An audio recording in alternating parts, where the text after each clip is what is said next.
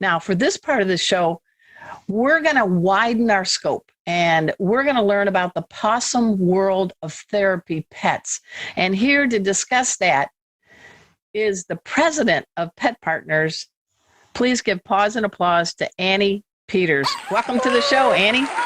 Thank you, Arden. It's really delightful to be here. Well, we want people to know a little bit about you and about Pet Partners. And I'm just going to do it right now. I have a therapy dog. I have a therapy cat. But other pets may also be therapy if they're trained properly, correct? Yes, absolutely. Pet Partners registers the largest number of species variety compared to any other therapy animal organization. We actually registered 9. Oh, and then when I'm on the spot, this is when it's hard to remember all 9 of them. Okay. Let's see. Okay, well, I don't need to rattle them off just yet. Yeah, well, give us a sample. You don't have to go all 9. That's a lot of pressure. Of course, dogs are our most popular. Cats, a lot of mini horses, though we do have a few full-size horses.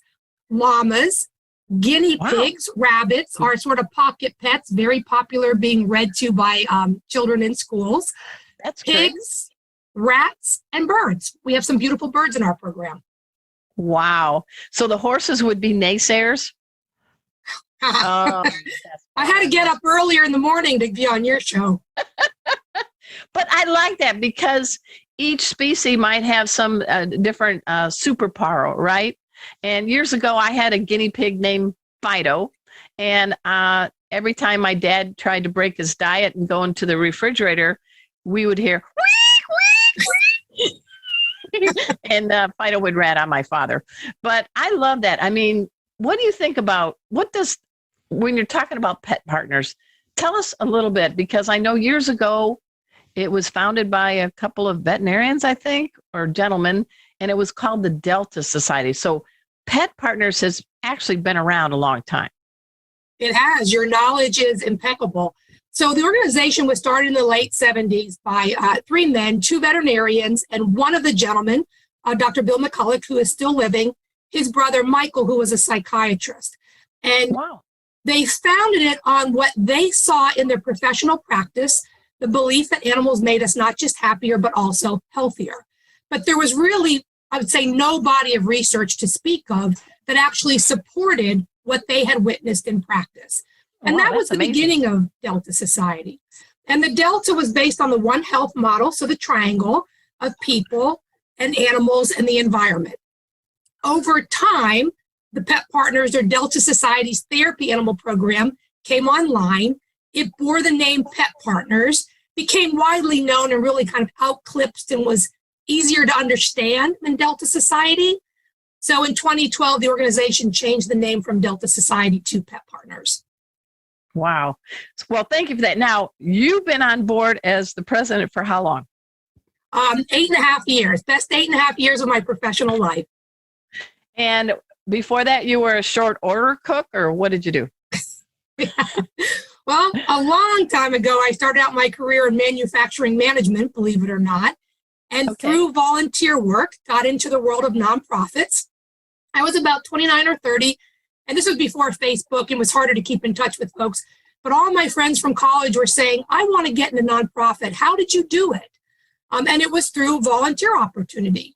Nice. So I've had a very nice career in nonprofit. It actually does matter to me that I get up every day and believe that I'm making the world a better place. And I've been very grateful for my experiences, most of all, my tenure at Pet Partners. And you also have a 4-legger that keeps you smiling every day. And I know your dog is listening. For all you on YouTube subscribers, thank you. Maybe she can pan down and show her favorite 4-legger. Who is this special one? Let's see. Oh, can I get her with the light there? You got her. There we go. Wakey. All right, tell us about your dog. So that's Gidget. She's a rescue. She was picked up off of the streets of Arkansas. Made her way to New York and then to me in the Pacific Northwest.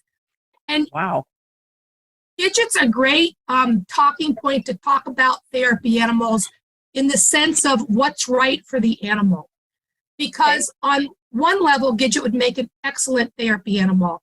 she not only loves a belly rub, but she wants eye contact. She'll seek it out, right? Some animals, it can be threatening to them or anxiety producing. They'll look away, they'll avert their eyes.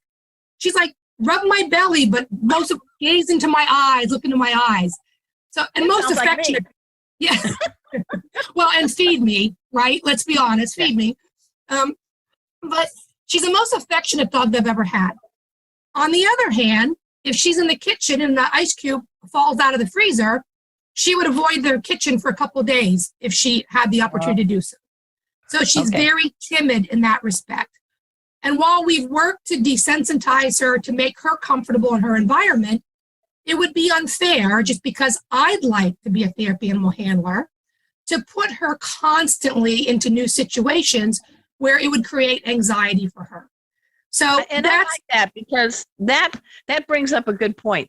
You may want to be involved with therapy programs. And as I've explained, I've had 5 pets be certified therapy pets, but I also had a number of pets I'm like, I don't think so. And that's okay. It's just like the soccer mom or the baseball dad.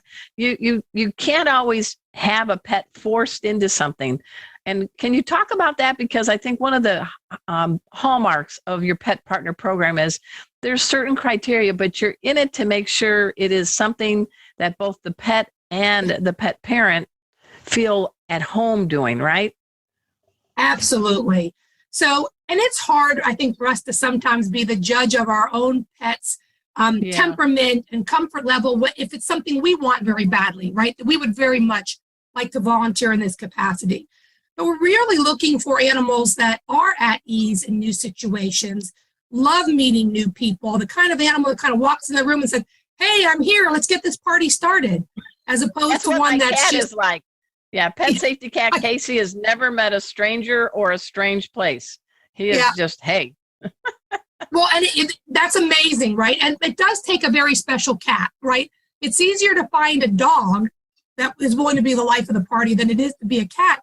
But the cats are so valued in our program, especially, I would say, in nursing homes and assisted living facilities, because not everyone's a dog person, right? We have our cat lovers as well. So having an animal that just truly is comfortable in their role is where it starts, for safety and for the animal's well-being. I like that. So at Pet Partners, in order to become a registered team, you go through a role-play scenario and evaluation with one of our trained volunteers. And what we're looking for is the relationship between you and your animal. Are you a team? Is the animal comfortable? And do they look to you for their cues? Because on any visit, something can happen, right? There can be something in a hospital, a loud noise, or a new scenario that might startle the animal. Well, what happens in that situation? Does the animal freak out? Or does the animal look up at you hard and go, yeah, Mom, what was that? And you can give a reassuring, what the it's fuck okay. Was that? Yeah. Yeah. Like, you can just reassure. You can say, it's okay, Kona. Mom heard it. We're good. And Kona says, Mom heard it. We're good. Let's go. So I like we're that looking for that relationship. It's sort of what dovetails into my role as Fear-Free Pet Certified Professional. If you sound scared or baby talk or apologize, that is being transferred to the end of the leash, and the dog's like, oh, maybe I should be nervous. So I always encourage people to say things with confidence. Hey, I got you. I'm here. And I like that.